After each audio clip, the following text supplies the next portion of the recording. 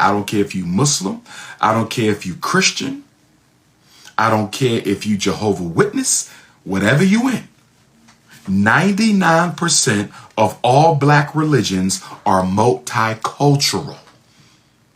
And because they deify multiculturalism, the black church has brainwashed black people into thinking God don't want you to see color. The black church has brainwashed black people into thinking God don't want you to see color.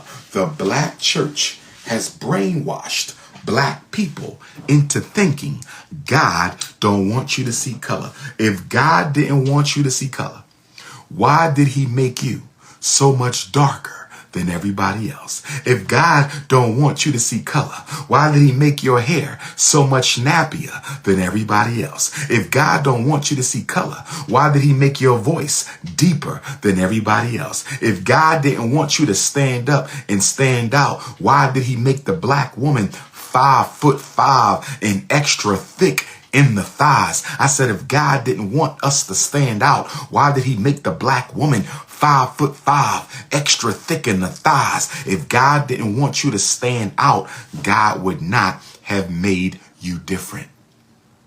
If God didn't want you to stand out, God would not have made you different. And the reason you look different, the reason you are different is because you are the chosen people. Not because of no Torah, not because of no Bible, and not because of no Quran.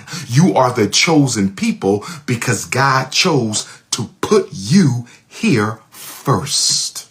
You are the chosen people, not because of no Torah, not because of no Bible, not because of no Quran. You are the chosen people because God chose to put you here first. The black church is a big problem for black liberation. The black church is a big problem for black liberation. The black church is a big problem for black liberation because they multiculturalize all of our problems out of existence. The next social cost of multiculturalism is it makes us feel bad for putting ourselves first. One of the biggest problems I see with black people in the race first agenda of the most honorable Marcus Garvey, the biggest problem I find with black people in the race first agenda of the most honorable Marcus Garvey, the biggest problem I find is black people feel conflicted about being for black people first. You're the only people in the world. You don't feel right. You feel like you are committing a sin against God. You feel like you're committing a sin against humanity by caring about your people first. Every black person I have heard, they always have to qualify their love for themselves by saying, I don't hate nobody else. Why do you have to say, I don't hate nobody else after you say, I love my people first? Why does every black person have to say, I don't hate nobody after they say they love themselves? You are the only people who have to clarify that your self-love does not mean hatred for any other group. You are the only people who has to clarify that your self-love does not mean hatred for another group. You are the only people in the world who have to qualify that your self-love does not mean a hatred for other group. Nobody else says that. The Jew says, I'm for Jews. It's assumed he don't hate nobody else. Chinese say, I'm for Chinese. It's assumed he don't hate nobody else. Latinos say, I'm for Latinos. It's assumed they don't hate nobody else. But when a black man says, I love black people, when a black woman says, I love black people, in the very next breath, right after they say, unapologetically, I love my people, they apologize the very next breath. Right after y'all say, unapologetically, I love my people, the very next breath, y'all apologize and say, but that don't mean I don't have nothing against nobody else. I don't have nothing against, why nobody else has to clarify? You never hear nobody say, I love my people, but I don't hate the blacks.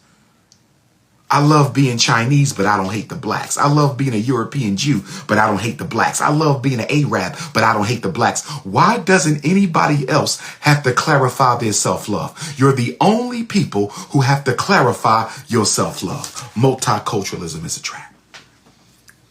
And I know every black person watching can identify. I don't care if you mixed race African. I don't care if you full-blooded African. I don't care if you American African, continental African, Caribbean African, British African, Canadian African, Australian African. Everybody can identify with what I'm about to say. The number one emotional cost of being trapped in a prison of multiculturalism is you always have to explain your black perspective. Give me some fire if you understand where I'm coming from right now. Give me some fire if you understand where I'm coming from right now. When you are the black person in the room and you give your experience as a black person, you have to always explain and defend yourself. If you understand, overstand, or understand me, give me some fire. Who can identify? How many of you was at the job as one of the only few blacks? And when the Chinese gave their experience, it was okay. When the Arabs gave their experience, it was okay. When the Latinos gave their experience, it was okay. When the European Jews gave their experience, it was okay. When the Native Americans gave their experience, it was okay. But the minute you opened your black mouth and talked about what it is like to be black and how you are treated as a black man or a black woman, you had to explain yourself over and over again because everybody else in the room tried to dismiss your narrative. They tried to dismiss your experience. This is why multiculturalism is a trap. This is why multiculturalism is a trap. Because when you walk into a room as a black person, there will be some Chinese. There will be some European Jews. There will be some Latino. There will be some Native American. There will be some Arab. There will be some Anglo-Saxon. There will be some East Indian. It looks like it's multicultural, don't it? But guess what? With all that diversity in the room, guess what everybody in that room agrees on except you? Guess what everybody in that room agrees on except you? The white man agrees. The Chinese agrees. The Latino agree. The Arab agree. The East Indian agree. The Jew agree. They all agree that the black person in the room is irrelevant and unworthy of respect. Am I wrong, brothers and sisters? Am I wrong, brothers and sisters? Even in a so-called multicultural context, you are still victimized by white racism through proxy from all the other groups in the room. Oh, yes. Oh, yes. You say, wait a minute. This room is culturally diverse, but I still feel alienated in this room. And the reason you still feel alienated, even in a culturally diverse room, is everybody in the room hates black people. That's why you still feel so alienated. The Chinese in the room don't like black people. The Arabs in the room don't like black people. The Native Americans in the room don't like black people. The Latinos in the room don't like black people. The East Indians in the room don't like black people. The Anglo-Saxons in the room don't like black people. And this is why you can take a black person from an all-white room. You could take a black person from an all-white room. And by the way, African Latinos, I'm not talking about you. You part of the family. Afro-Latinos, I'm not talking about you. You are part of the family as long as you identify with us. Okay? I'm talking about anti-African Latinos, not African Latinos. Stay with me. So you put a black person in an all-white room and you say, I feel a lot of racism in this all-white room. I feel a lot of tension in this all-white room. I feel a lot of bigotry in this all-white room. And then I take you from the all-white room and I put you in a room that's culturally diverse. And when I put you in the room that's culturally diverse, your uneasiness doesn't go down. Your uneasiness doesn't go down. Your uneasiness doesn't go down. Your uneasiness stays the same or goes up. Why does your uneasiness stay the same or goes up when you go from an all-white room to a multicultural room? When you go into the multicultural room, you should feel more comfortable. Why don't black people feel more comfortable when we go into the multicultural room? The reason black people still feel uncomfortable is because now you're not just the victim of white racism. You're the victim of Chinese racism. You're the victim of Arab racism. You're the victim of Native American racism, Latino racism, European Jew racism. Oh yeah. Multiculturalism is a joke, brothers and sisters. It is a joke. Why are we the only people who have to always defend our experience? Look at when the police kill us. The police kill us, and there's a presumption of innocence, even though everybody saw the police take that black man's life. Look at the brother who just got tased to death. Look at the brother who just got tased to death. Look at the brother who just got tased to death. You're going to tell me that 2 or 3 cops can't take that young brother. He was not that large. You're trying to tell me y'all can't handcuff his ankles and carry his ass up out. That's what you tell him. You can't handcuff the ankles and carry that man out. You could. You wanted to kill him. See, when people engage Africans, they want to harm us. So they create a situation that makes it look like we are aggressing them and offending them so they can take our life. You said he was resistant? Look at all the white men who murdered people and were taken alive with weapons. Look at the Buffalo shooter. See, some of you Negropeans want to defend the police. And one of the police was a black man. One of the police was a black man. The police that tased and killed that brother the other day, one of them was a black man. One of the police that tased and killed that brother the other day, one of them was black. And you're going to sit up here and tell me they had to tase him. They could have carried his ass out. They could have carried his ass up out of there. Look at the Buffalo shooter. He was fully armed and they didn't fire a single bullet. They talked him out. What did they do in Buffalo, New York? The police said, we talked him into surrendering. Wait a minute now. He just murdered all these people and you talked him into surrendering. So why didn't they talk the brother into not resisting instead of tasing him to death? If they can talk the Buffalo shooter into giving up his rifle, why couldn't they talk this defenseless young man into not resisting? And you black people, I'm so sick of you always defending the white power structure. I keep telling you, we cannot take all these Africans with us for the Freedom March. These Negroes are loyal to white supremacy. Half of you Negroes are in love with your slave master. You are in love with them.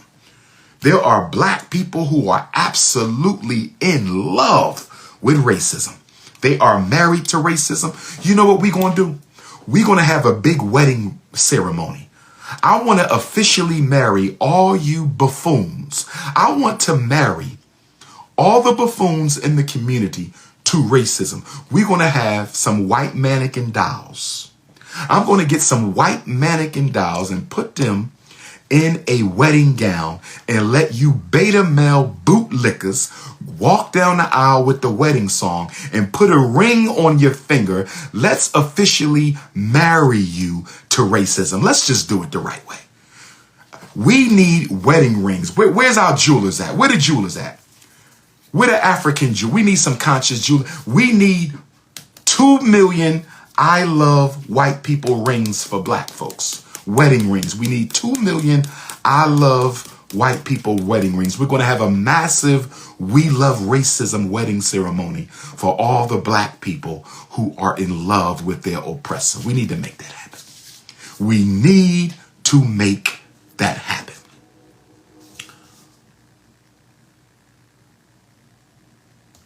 When you endorse multiculturalism as a black person, when you endorse multiculturalism as a black person, you become an alien in a sea of people who don't like you.